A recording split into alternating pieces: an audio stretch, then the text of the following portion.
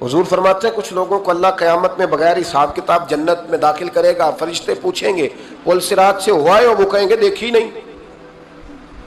میزان عمل تلوائے؟ وہ کہیں گے دیکھا ہی نہیں۔ کیسے آ گئے؟ تو کہیں گے خدا کے فضل سے آ گئے۔ فرشتے پوچھیں گے تمہارا عمل کیا تھا؟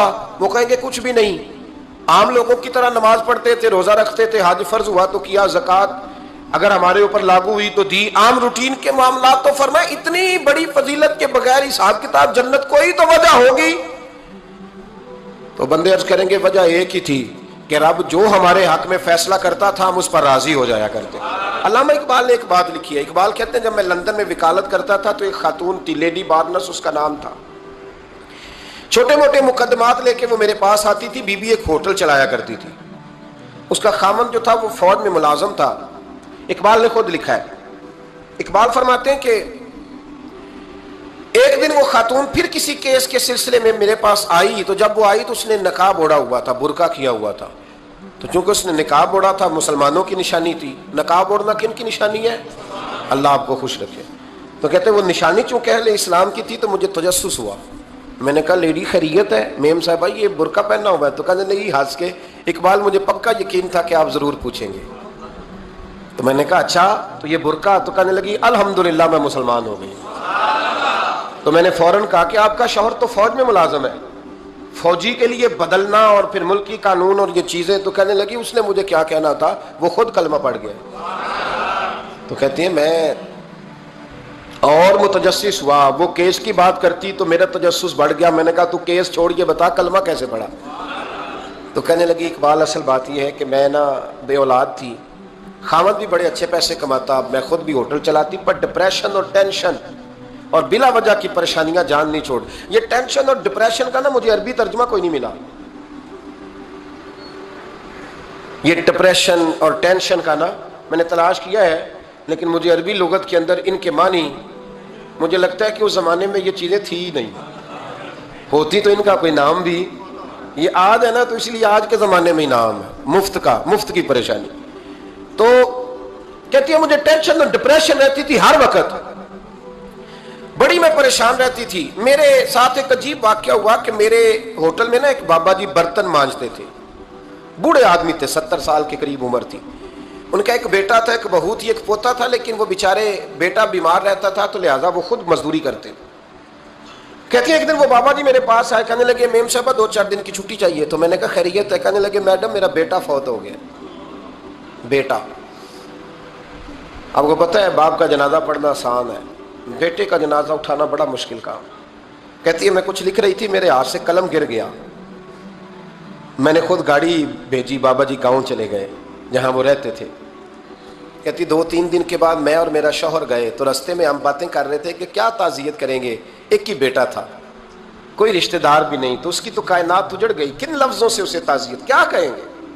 کہتے جب ہم گئے تو وہ ٹوٹی ہوئی چٹائی پہ بیٹھا تھا، کچھ لوگ قریب تھے، ہم نے جا کے کہا بابا آپ مسلمان ہیں، ہم آپ کو کیا نصیحت کریں، ایک ہی بیٹا تھا کہ کس طرح کر کے ہم آپ کو تسلی دیں۔ تو کہتے ہیں اس نے آنکھیں کھولی، بوڑھی آنکھوں میں ایمان کی روشنی، کہنے لگا بی بی کیا تعزیت کی بات کرتی ہو، میں نے کوئی پیسے جمع کرا کے بیٹا لیا تھا، خدا نے فضل سے دیا تھا، عدل سے لے گیا ہے، میں اپنے رب کے فیصلوں میں بڑا راضی ہوں، اللہ بڑا کریم ہے، وہ لے گیا اس کا مال تھا۔ آپ یقین کریں ہمارے دیہاتی لوگ یہ کہا کرتے تھے، میں نے کانوں سے سنا ہے، ایک بوڑھے آدمی کا ایک دفعہ بیٹا فوت ہو گیا تو کسی نے اس سے کہا بابا چھوٹی عمر میں بچہ چلا گیا، تو مجھے لفظ نہیں بھولتے، کہنے لگے پتر اللہ دی فصل ہے، کچی وڈے تا بھی ہو دیئے۔ سنے آپ نے بھی کبھی یہ فکرہ، کچی وڈے تے پکی لے گئے تے تاوی ہے جو ہو دی، تو جب اس کا جی چاہا وہ لے گیا۔ اللہ اکبر۔ وہ خاتون کہتی ہے کہ وہ بابا جی سے میں نے کہا کہ چلو آپ 1 مہینے کی چھٹی کر لے، تو کہنے لگا نہیں میڈم میں مسلمان ہوں، مفت کی روٹی نہیں کھاتا، مزدوری کر کے کھاتا ہوں، میں انشاءاللہ 2-3 دن کے بعد کام پہ آ جاؤں گا۔ کہتے ہیں وہ چند دنوں کے بعد آ گیا، اللہ کی قدرت کے ابھی 2-3 ماہ گزرے تھے پھر آیا، میڈم چھٹی چاہیے کچھ دنوں کی، میں نے کہا خیریت ہے؟ کہنے لگے وہ میری بہو بھی ہارٹ اٹیک سے فوت ہو گئی۔ کہتے اب میں بھی تڑپ گئی اور عیسائی ہو کہ میری آنکھوں میں آنسو آ گئے۔ میں نے کہا گھر کا دروازہ بند ہو گیا، اب یہ بیچارہ کیا کرے گا، وہ اپنے شوہر کے غم میں ہارٹ اٹیک سے فوت ہو گئی۔ کہتے ہیں ہم پھر 2-3 دن کے بعد تعزیت کے لیے گئے، پھر ٹوٹی ہوئی چٹائی، بوڑھا نا اپنی انگلیوں سے زمین پر کچھ بنا رہا ہے۔ کہتی ہے قریب گئی اور میں نے جا کے کہا بابا اب تو تسلی آپ نے خود ہی کرنی ہے، جو نظام تھا وہ تو ہو گیا۔ تو کہتے ہیں پھر اس نے آنکھیں کھولی، آسمان کی طرف دیکھا تو کہنے لگا بیٹی کوئی پریشانی نہیں، میرا بیٹا بغیر شادی کے بھی تو فوت ہو ہی سکتا تھا نا، بس میرے مالک نے جب چاہا جیسے چاہ ہوا، میں انشاءاللہ 2-4 دن کے بعد کام پہ آؤں گا، یہ میرا 3-4-5 سال کا پوتا ہے، ابھی اسکول داخل ہوا ہے، میں ساتھ لے آؤں گا، وہاں میرے ساتھ اوپر کوارٹر میں جہاں میں رہتا ہوں یہ بھی رہے گا۔ کہتی ہے میں سختے میں آ گئی اس کی کیفیت دیکھ کے، وہ پوتے کو ساتھ لے آیا۔ کبھی کبھی میں دیکھتی چھت پہ کھڑے ہو کے کہ دادا گھوڑا بنا ہوا ہے اور پوتا سواری کر رہا ہے، وہ سویرے اٹھتا اس کو سکول چھوڑ کے آتا، شام کو لے کے آتا، پیار کرتا، محبت کرتا۔ تیسری منزل پر ہم نے کوارٹر دیا ہوا تھا، وہاں دادا پوتا رہتے۔ اللہ تو بڑا بے نیاز ہے۔ کہتی ہے اقبال ایک دن نا پوتا اوپر والی منزل پہ کھیل رہا تھا، اس کا پیر پھسلا، وہ گردن کے بل زمین پہ گرا، مجھے خبر ہوئی تو میں دوڑی، ایمبولینس منگائی، خون سے لتھڑے ہوئے اس بچے کو دادے نے اپنی گود میں رکھا، اور جب ہم ہسپتال کی طرف گئے تو ہاسپٹل بعد میں آیا، جناب اسرائیل پہلے آ گئے، اور کہتے ہیں وہ گود میں دم توڑ گیا۔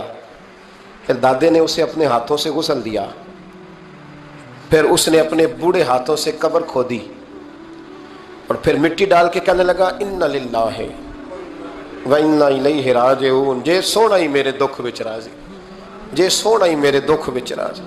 پھر سکھ نو چلے ڈاواں، کہتے ہیں وہ مٹی ڈالی اس نے، اور جب وہ واپس پلٹا تو میں بازو سے تھام کے ہوٹل قریب لائی، اور میں نے اس کے قریب کہا کہ بابا تو ٹوٹ گیا ہے، تو بکھر گیا ہے، مجھے محسوس ہوتا ہے کہ اب نا تیری راتیں اور تیری صبحیں اور تیری شامیں غموں میں گزریں گی۔ تو کہتے ہیں یوں اس نے ہاتھ رکھے اور یوں آنسو چھٹک دیے، کہنے لگا میڈم کیوں میرے اندر کوئی عقیدہ نہیں، میں کوئی لاوارث ہوں، میرا کوئی رب نہیں، میں کیوں پریشان رہوں گا، میں تو پکا ہوا پھل ہوں، تھوڑے دن گزریں گے قبر میں جاؤں گا، اور جب جنت میں جاؤں گا تو اللہ میری بیٹے سے بھی ملاقات کرائے گا، میرے پوتے سے بھی ملاقات کرائے گا، میرا رب ساری ملاقاتیں کرا دے گا، میں اپنے اللہ کی رضا پہ بڑا راضی ہوں۔ وہ خاتون کہتی ہے میرا اور میرے شوہر کا کلیجہ پھٹنے لگا، میں نے کہا بابا یہ جذبہ کہاں سے ملتا ہے، یہ سکون کہاں سے آتا ہے، یہ کیفیت کیسے ملتی ہے؟ مجھے کہنے لگا تو نے لینی ہے؟ میں نے کہا ہاں۔ تو کہنے لگا تو بھی گنبد خضرا والے نبی کا کلمہ پڑھ جا، تو بھی رسول اللہ کا کلمہ پڑھ جا۔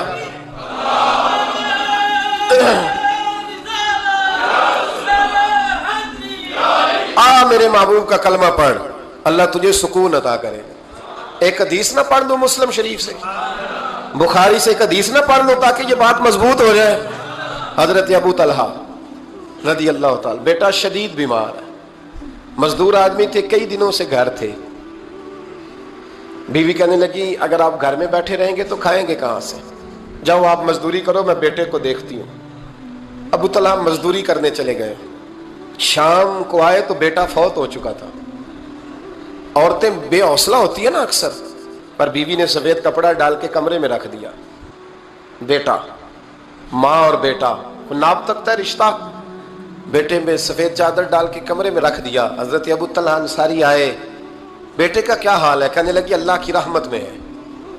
اللہ کی، کیسا جملہ ہے، اللہ کی رحمت میں ہے۔ خامد نے کھانا کھایا، بیوی سے ملنے کو دل کیا تو ملاقات ہوئی، فارغ ہو کے بیٹھے تو خاتون اٹھ کے نا خامد کے قریب گئی، اس کا ہاتھ تھاما، کہنے لگی نبی کریم علیہ السلام کے صحابی ہو، ایک مسئلہ دریافت کرنا تھا، بتاؤ گے؟ کہ پوچھو۔ کہنے لگی اگر کوئی آپ کے پاس امانت رکھوائے اور پھر اپنی امانت واپس مانگے تو کیا کرو گے؟ حضرت ابو طلحہ کہنے لگے پوچھنے والی کیا بات ہے، جس کی امانت ہے واپس کر دیں گے۔ اب زوجہ روئی، اب صبر والی بی بی روئی، اب ماں روئی، آنسو ٹپکے، آنچل سے پوچھ کے کہنے لگی ابو طلحہ وہ بیٹا بھی اللہ کی امانت تھا اور رب اپنی امانت لے گیا ہے، اٹھو غسل کفن کا بندوبست کرو۔ حضرت ابو طلحہ اٹھے، آمتے کامتے ہاتھوں سے غسل کفن دیا، مسجد نبوی میں پہنچے، محبوب کی بارگاہ میں عرض کیا تو رسول کریم فرمانے لگے تیرے اور تیری بیوی کے عمل سے اللہ بھی بڑا راضی ہے، اللہ کے رسول بھی بڑے راضی ہے۔ اور اللہ تجھے برکت عطا کرے گا. صحابہ کہتے ہیں پھر اللہ نے انہیں 9 بیٹے عطا فرمائے. پھر اللہ نے انہیں اللہ کی رضا پہ راضی رہنا سیکھو, اللہ کے قریب چلے جاؤ گے. اللہ کی رضا پہ حضرت سفیان ثوری دعا مانگ رہے تھے, یا اللہ راضی ہو جا, یا اللہ راضی ہو جا, یا اللہ راضی ہو جا, دعا مانگ رہے تھے. بی بی رابعہ بصری پردے کے پیچھے بیٹھی تھی. جب دعا لمبی ہو گئی تو کہنے لگی سفیان بس کر, کوئی اگلا لفظ بھی بول, بس کر. آپ فرمانے لگے تجھے کیا ہوا؟ تو کہنے لگی تو کب سے کہہ رہا یا اللہ راضی ہو جا, یا اللہ راضی ہو جا, پہلے اپنے دل پہ ہاتھ رکھ کے بتا تو اللہ سے راضی ہے؟ تو راضی ہے اللہ سے؟ تو روز نہیں کہتا پیسے نہیں ہے میرے پاس مجھے دے, تو روز نہیں کہتا یا اللہ فلانی چیز کوئی نہیں دے, اے اللہ فلاں کو دے دیا مجھے کیوں نہیں دیتا معاذ اللہ, تو روز شکوے نہیں کرتا؟ فرمایا پہلے تو راضی ہو جا. ترمذی شریف کی حدیث ہے, میرے نبی کریم علیہ السلام نے فرمایا تم اللہ کے دیے ہوئے تھوڑے رزق پہ راضی ہو جاؤ, اللہ تمہاری تھوڑی عبادت سے راضی ہو جائے.